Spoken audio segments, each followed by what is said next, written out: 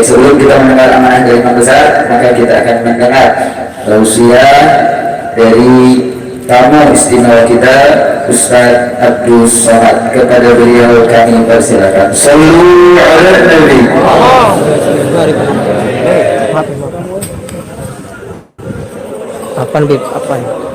Apa lebih kami? Sini aja deh. Udah gede sekarang, alhamdulillah. Gede sekarang, udah ganti. Assalamualaikum warahmatullahi wabarakatuh. Alhamdulillah wassalatu wassalamu ala Rasulillah wa ala alihi wa sahbihi wa man da'a bi da'watihi wastanna bi sunnatihi ila yaumil liqa'i rabbih. Al-habaib al-afadil al-ulama al-ajilla nafa'ana Allah bi razili 'ulumihim wa bi husni adabihim wa lutfihim. Ja'alana Allah wa iyyahum ma'al habibil mustafa fi jannatil Orang yang menyambut beliau, kalau dia masih ada ikatan dinas, maka beberapa hari ini kita lihat orang itu dihukum dari jabatannya. Orang yang mengupdate status, kalau menulis nama beliau, maka Instagramnya akan diblokir. Hanya menulis namanya saja, maka Facebooknya akan ditutup.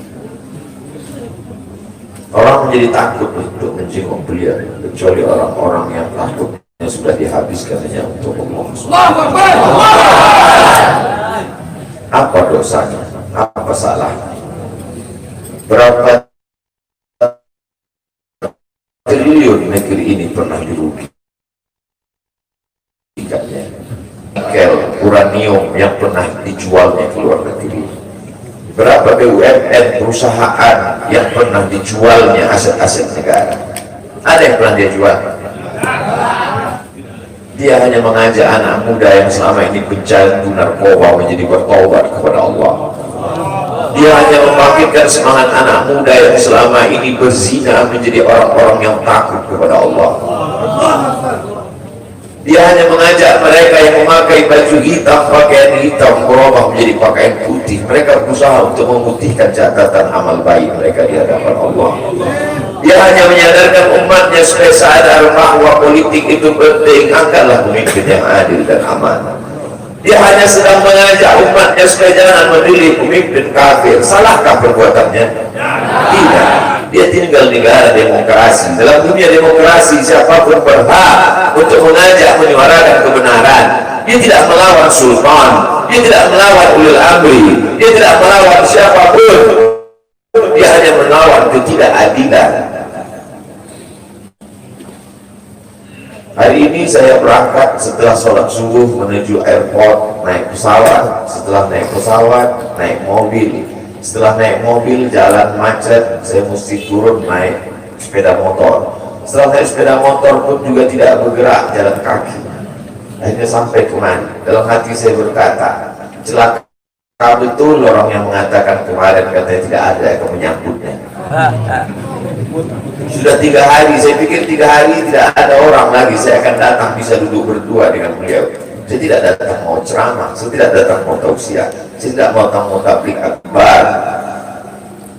Ternyata yang menyambutnya seramai ini, sebanyak ini, orang berjalan kaki, anak-anak muda berjalan kaki, orang tua, ibu-ibu duduk di pinggir jalan. Apa yang membuat mereka datang kemari? Satu, cinta. Lalu baru ni'aliha ahabu ilayya wa asfali malwaha, kata Qais. Debu yang menempel di sandal Laila lebih dapat menghilangkan rasa sakit dan duka. Hanya cinta kepada Laila, apalagi cinta kepada zuriat Nabi Muhammad SAW. Andai engkau orang alim, andai engkau hafal kitab, andai engkau mengerti kitab kuning, banyak ilmu, tapi ada kebencianmu kepada ahli bait Rasulullah SAW, hilang keberkahan ilmu. Andai engkau punya derajat seperti seorang wali, andai engkau diangkat Allah sebagai wali, maka jatuh derajat kewalianmu hanya karena kebencianmu kepada ahli bait. Apa kata Kiai Haji Maimun Zubair? Ahli bait itu seperti Quran yang lapuk. Andai ada ahli bait itu yang nakal, yang jahat sekalipun, dia tetaplah seperti Quran yang laku. Quran yang buruk, andai titiknya sudah tidak ada lagi, tak akan mungkin kau akan buang. Kau tetap juga akan jaga dia, kau akan cium dia. Kenapa? La yamassuhu illal mutahharun. Allah yang mensucikan. Seorang sahabat Nabi disuruh membuang air bekas daripada bekam Rasulullah SAW. Buanglah ini, kata Rasulullah. Lalu kemudian beliau pergi ke belakang. Setelah itu dia datang lagi menghadap Rasulullah SAW. Rasul tahu apa yang dia lakukan, karena Nabi dapat wahyu, Nabi terbuka hijab. Tapi Nabi ingin bertanya kepada dia. Bukan Nabi tidak tahu, Nabi tahu, diberikan Allah pemberitahuan. Nabi ingin memberitahu siapa yang tidak tahu. Kemana darah bekam tadi kau buat, kata Nabi. Ku minum ya Rasulullah. Kenapa engkau minum? Karena aku tahu bahwa darah yang mengalir dalam diriku membuat aku haram tersentuh api neraka.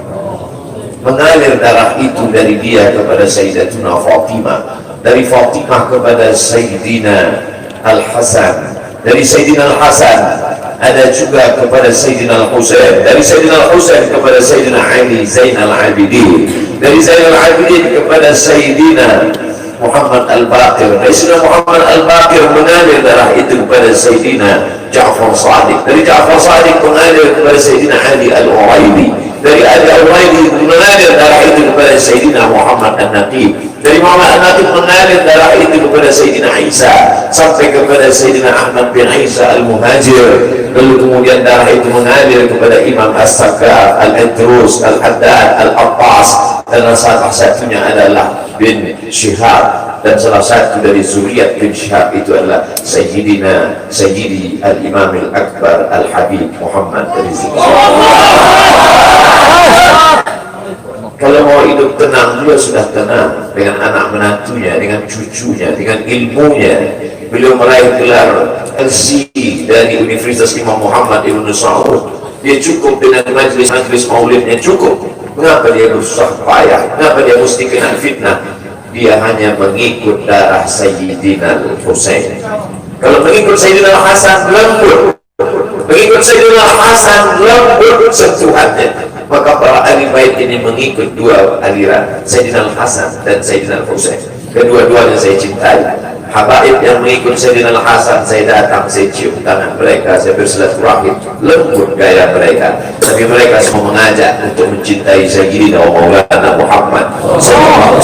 Tapi ada yang seperti Sayyidina Al-Husain menggelegar suaranya, dia hunuskan pedangnya untuk musuh-musuh Allah.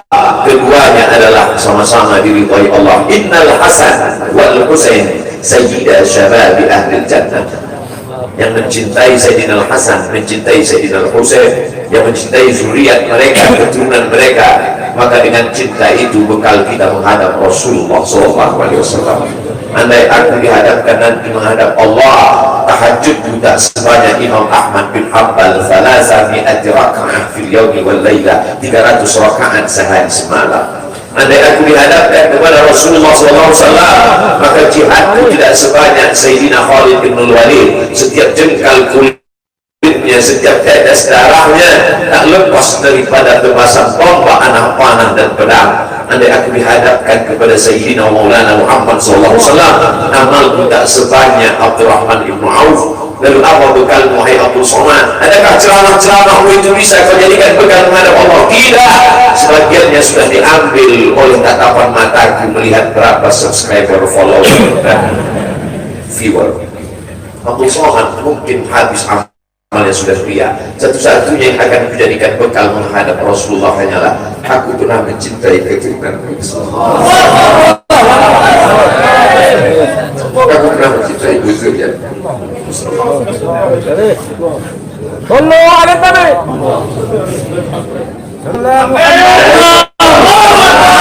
Wahai para pelaku berdosa, wahai para pezina, wahai para peminum khamar yang belum bertaubat, kalau kalian belum sanggup untuk berbuat baik, kalau kalian belum mampu untuk beramal saleh, paling tidak jangan kalian cakiti zuriat Rasulullah.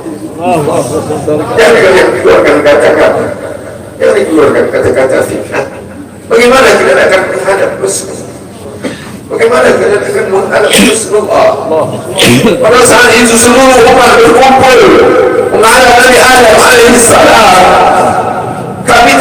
berdiri di padang mahsyar ini, wahai Adam, menghadaplah kepada Allah. Kata Adam, aku tidak sanggup menghadap Allah, karena dulu Allah berkata, la taqrabah hadhihi syajarah, jangan kau dekati pohon kurma ini, tapi aku malah memakannya, ya Allah. Mereka datang menghadap Nabi Nuh alaihissalam. Kata Nabi Nuh, aku tak sanggup menghadap Allah karena anakku durhaka. Sa'awi ila jabalin ya'simuni minal ma', aku akan naik ke atas bahtera perahu yang bisa menyelamatkan aku dari air. Aku tak sanggup menghadap Allah, kata Nabi Nuh alaihissalam. Mereka menghadap kepada Nabi Musa, aku tak mampu, kata Nabi Musa. Mereka menghadap kepada Nabi Isa, aku pun malu kepada Allah, karena aku mereka jadikan sembahan di atas muka bumi Allah. Mereka hanya mampu menghadap Sayyidina Maulana Muhammad sallallahu alaihi wasallam. Wahai para pezina, wahai para pelaku dosa, kalau kalian belum mampu beramal soleh, belum mampu bertobat, paling tidak jangan kalian zina zuriat Rasulullah SAW. Bagaimana kalian akan menghadap Rasulullah? Pada saat itu tak ada syafaat. Man dzalladzi yashfa'u illa bi'idznihi. Tak ada satu pun yang bisa memberikan syafaat kecuali Sayyidina wa Maulana Muhammad sallallahu alaihi wasallam. Wahai para pemimpin yang hari ini kau dititipkan amanah kekuasaan. Beberapa hari ini kau lihat apa yang dilakukan orang pada Donald Trump. Kurang hebat apa lagi Trump? Negara adidaya, kekuasaan, kaya raya. Tapi ketika kekuasaan itu diambil oleh Joe Biden, kita pun malu melihat video ejekan-ejekan itu. Kalau hari ini kau punya kekuasaan, saudara, sampai masanya kau juga akan mengalami seperti yang dialami oleh Trump. Jabatan itu cabut Allah Ta'ala. Saya masih melihat video bagaimana Bapak Susilo Bambang Yudhoyono sampai ke Pekanbaru beberapa tahun yang lalu. Di depan balihonya disobek. Beliau jenderal, ganteng, punya partai, tapi setelah kekuasaan itu tak ada di tangannya, difitnah, dibully, balihonya disobek. Bagaimana agaknya ketika tiga hal itu tak ada pada diri kita? Tidak jenderal, tidak ganteng, dan tak punya partai. Fakta biru yang dilakukan menangkap ikan di Bukit Selasih. Demikian, terima kasih. Assalamualaikum warahmatullahi wabarakatuh.